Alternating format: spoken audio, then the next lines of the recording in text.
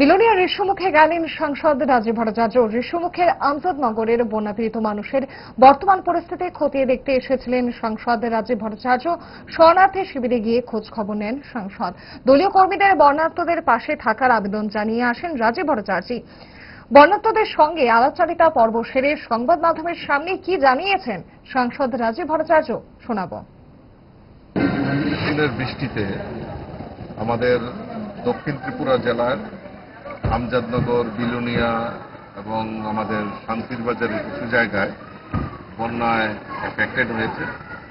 তো আমরা এই বন্যার পরিস্থিতি কিভাবে মোকাবেলা করা হচ্ছে এবং মানুষের শেল্টার হাউস করা হয়েছে, সব বিষয়ে খোঁজখবর নেওয়ার জন্যই এখানে আমি আগরতলা থেকে ছুটে এসেছি এবং এখানে আমাদের নেতৃত্বরা এবং আমাদের জেলা প্রশাসন থেকে সমস্ত রকমের সুযোগ সুবিধা যাতে তারা পায় তার ব্যবস্থা এখানে করা হয়েছে।